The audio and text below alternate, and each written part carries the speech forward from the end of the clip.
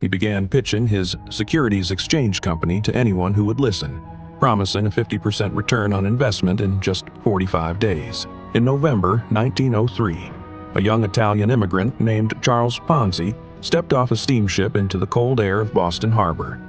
He arrived with just $2.50 in his pocket, but his heart was heavy with $1 million worth of ambition. Years of struggle followed until one day in 1919, a small piece of paper changed everything: the International Reply Coupon. Ponzi discovered a loophole. By buying coupons in countries with weak economies and redeeming them in the U.S., he could reap massive profits. He began pitching his securities exchange company to anyone who would listen, promising a 50% return on investment in just 45 days. To a public weary of low wages and hard work, Ponzi's promise felt like a miracle. They didn't care how it worked. They just wanted in. By early 1920, the Ponzi scheme was in full swing. Thousands of people lined the streets of Boston, desperate to hand over their savings. Money poured in at an incredible rate. Ponzi was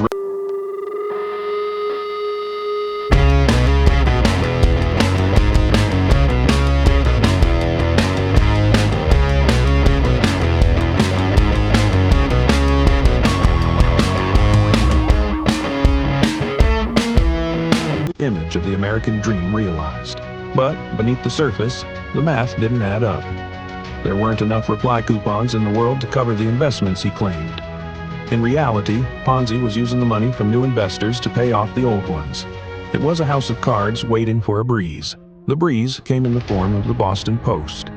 Journalists began to question where the money was actually coming from. As the headlines turned sour, the public's confidence began to shatter. The rush to get in became a desperate race to get out. In August 1920, the investigation reached its peak. Federal agents descended upon Ponzi's office to seize his records. The crowd outside turned into a mob. Anger replaced hope as thousands realized their life savings had vanished into thin air. Ponzi sat in his office, the walls closing in. He was $7 million in debt with no way to pay it back. He was arrested and charged with mail fraud.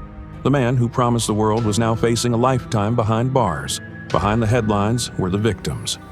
Ordinary people who lost everything, left with nothing but an empty jar and a broken dream. Today, the name Ponzi remains a warning. A reminder that if an investment sounds too good to be true, it almost certainly is.